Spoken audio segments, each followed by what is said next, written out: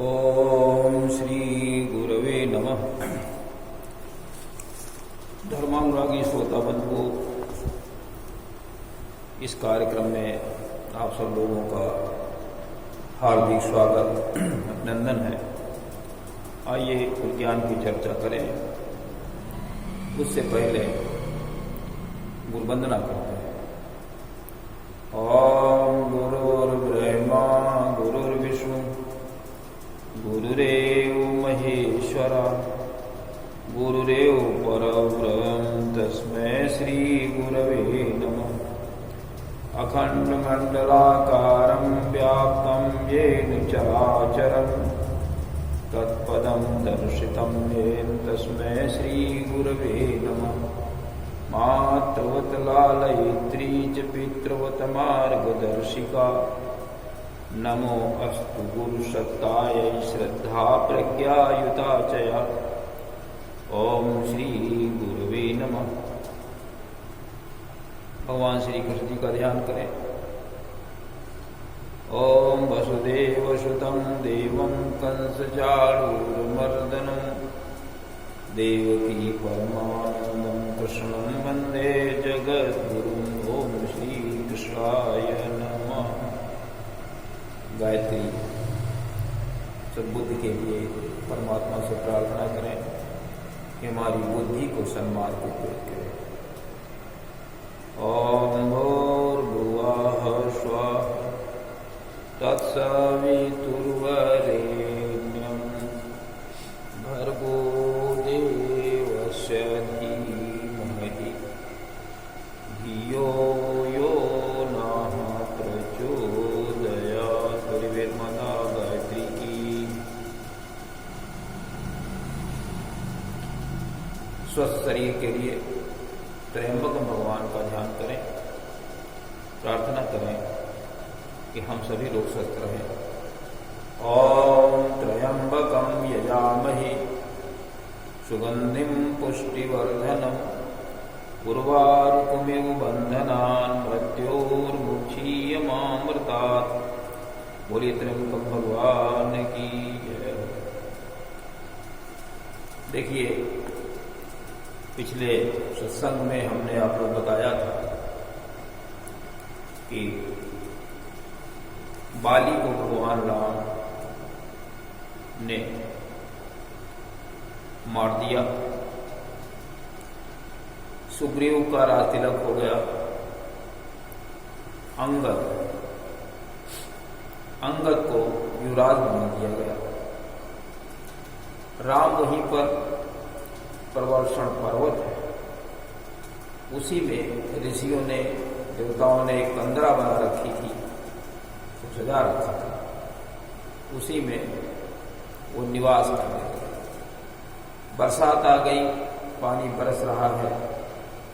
भगवान राम लक्ष्मण एक सुंदर सी स्फटिक शिला पर बैठे हुए हैं। भगवान राम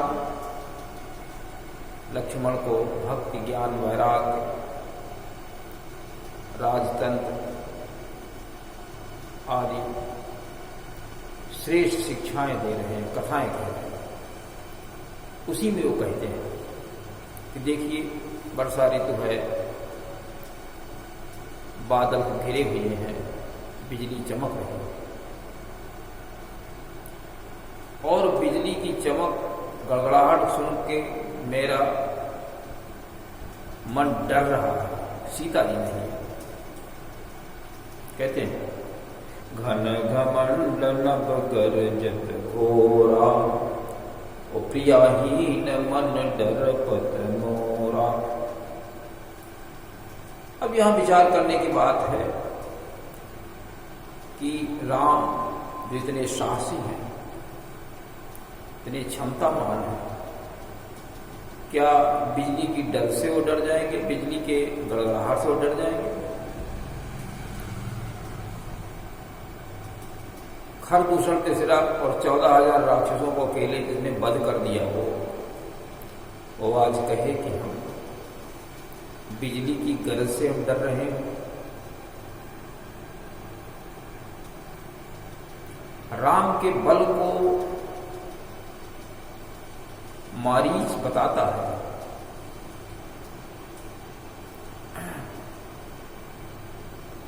कि राम कितने बलशाली हैं, रावण से कहता है।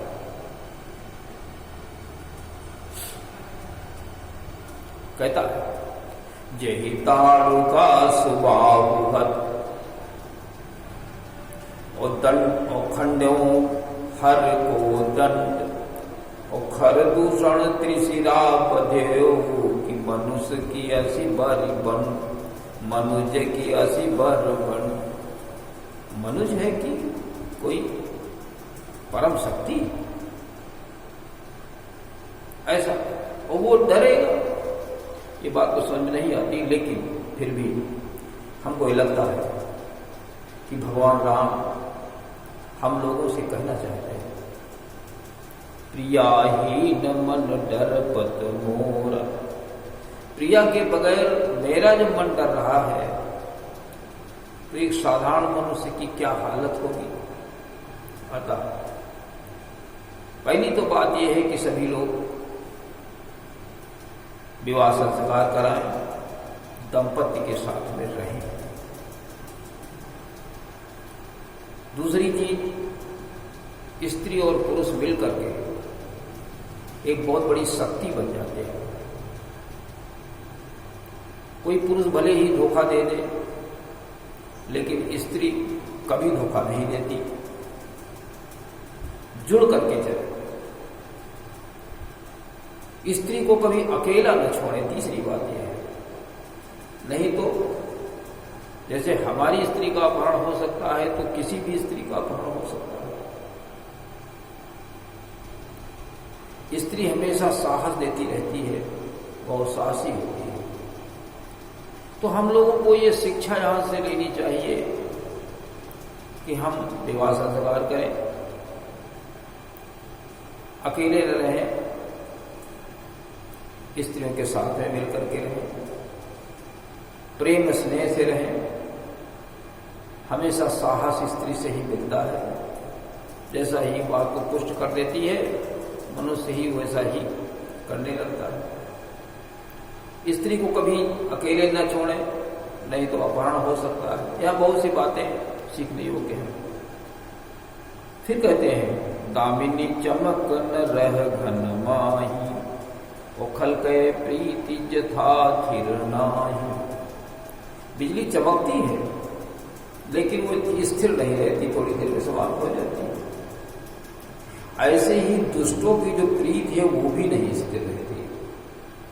कहने का अर्थ ये है, कभी दुष्ट खल उसके साथ में मैत्री न करें, और मैत्री होती भी है तो उसको उसकी स्थिरता पर विश्वास मत करें। किस समय वो मैत्री टूट जाएगी, कभी कब धोखा दे देगा, कुछ पता नहीं।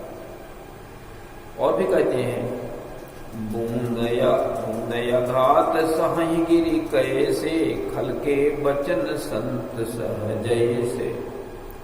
बड़े बड़े बूंद गिर रहे हैं पहाड़ों के ऊपर, जो पहाड़ पर बैठे हुए थे, और उन बूंदों की जो आघात है, जो चोट है, पर्वत सह रहे हैं, कुछ नहीं कहते। उसी प्रकार से जैसे दुष्ट कोई संतों को कोई भली बुरी बात कहता है, तो बेचारे चुपचाप सुन लेते हैं। खल के वचन संत सहजय से। कहने का अर्थ ये है कि संत लोगों को चाहिए कि दुष्टों के वचनों के ऊपर को बड़े प्रेम के साथ में सहन करें, उसके ऊपर ज्यादा तवज्जो न दें, उसको सहते रहें। और क्षुद्र नदी भरी चली उतराई, और चस्थोरे धन खलई तराई। छोटी छोटी नदियां हैं, पानी बरस रहा है, और वो अपने किनारों को पार करके घुमड़ने लगती, बहने लगती जोरों के साथ। ऐसे ही जो दुष्ट मित्र होते हैं, थोड़ा धन पा जाते हैं, इतना ही।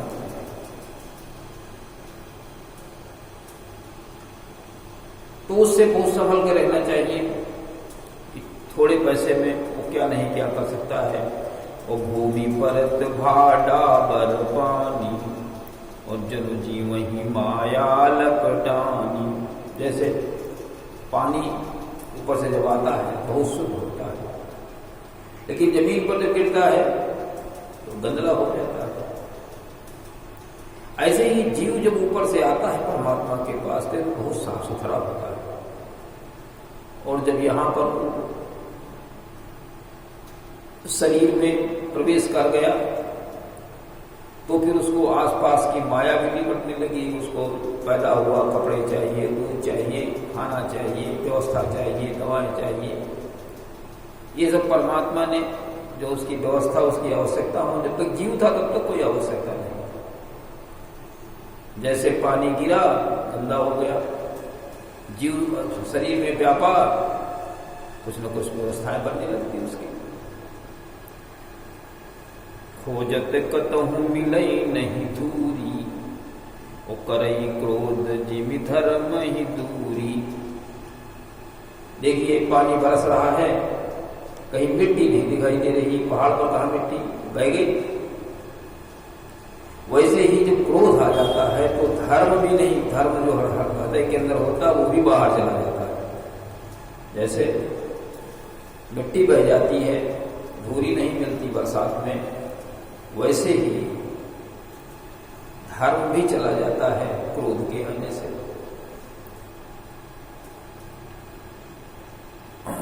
महावृष्टि चली फूटी कियारी, जीव स्वतंत्र भय बिगरही नारी।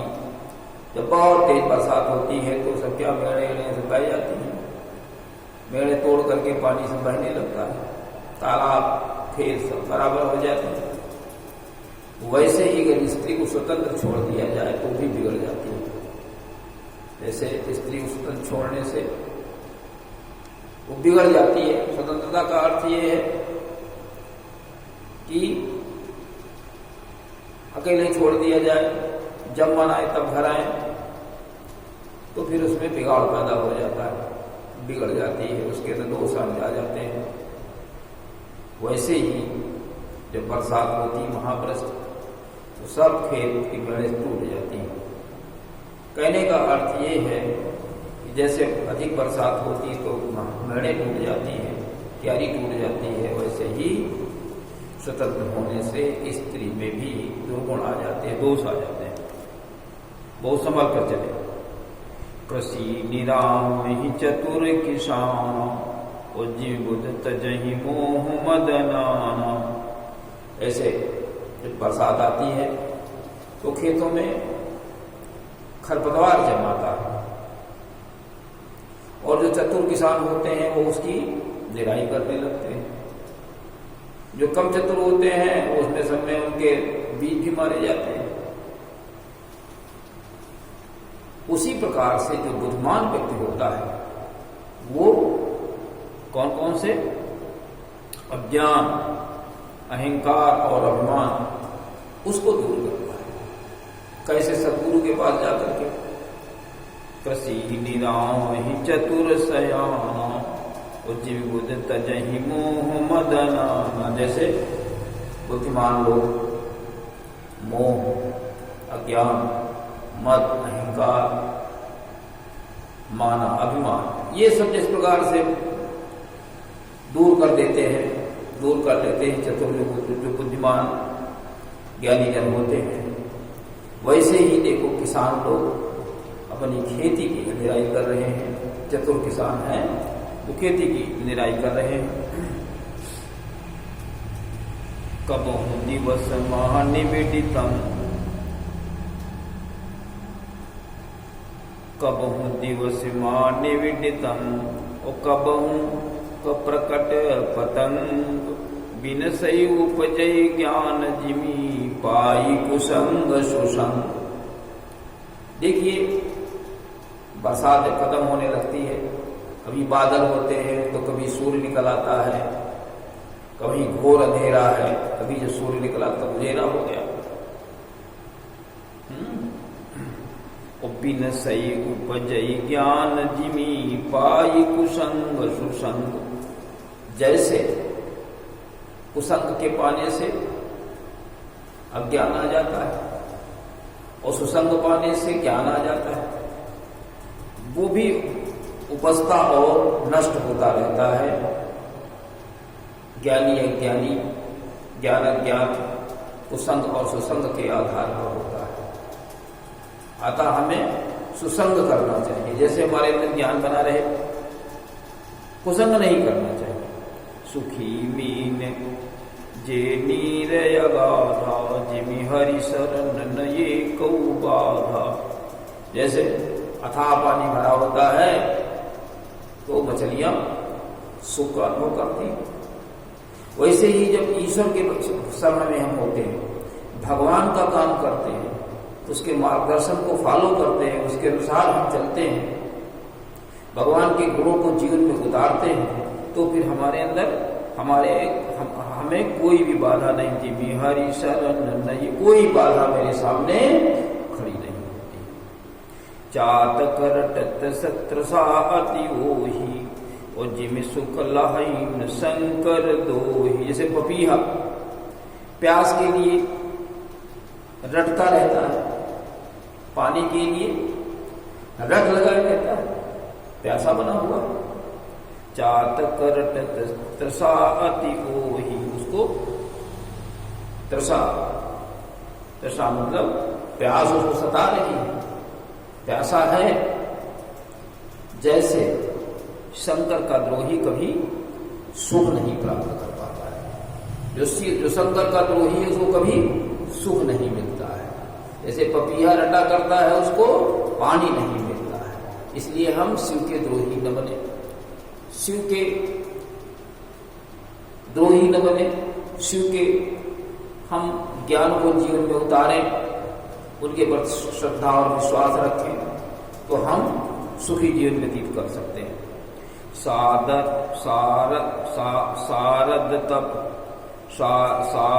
तप निशि शशि अपहरई संत दरस जिमि पात कटरई। जैसे शरद ऋतु आती है, उसमें चंद्रमा रात्रि में उसके ताप को कम कर देता है, ठंडक पैदा करता है।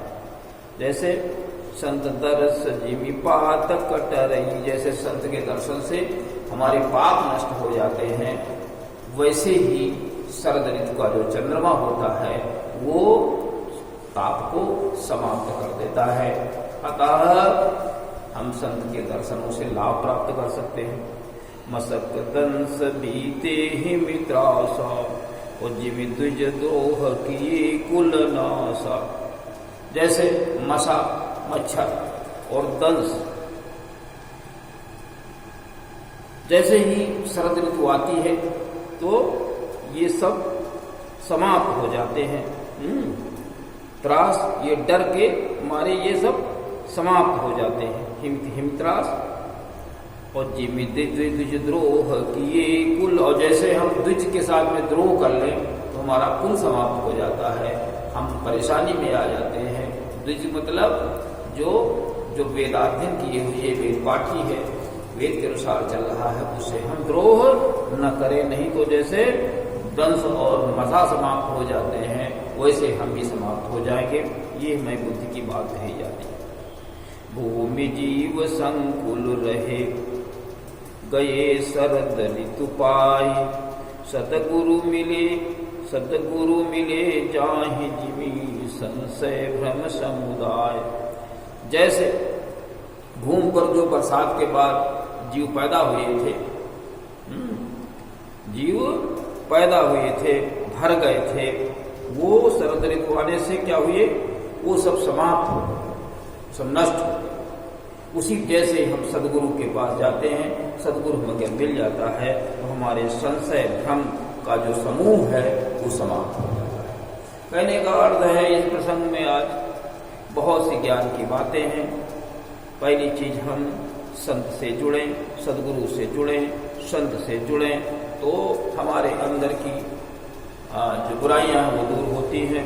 शिव से हम द्रोह न करें, उनके वचनों का पालन करें, उनके विरोध मत में न खड़े हों। तो इस प्रकार से, और स्त्री के विषय में जो बताया गया है उसको सम्मान के साथ में, सुरक्षा के साथ में उसको रखें, तो उससे हमारा कल्याण होगा। नहीं तो हम परेशानी में पड़ जाएंगे। इसमें इस प्रसंग में आज सब ज्ञान ही ज्ञान है, इसको हम लिख लें और अपने जीवन में उतार लें, तो हम कहीं भी धोखा नहीं खाएंगे और एक श्रेष्ठ व्यक्ति बन जाएंगे। इसी के साथ में आज के कार्यक्रम समापन करते हैं। ओम शांति।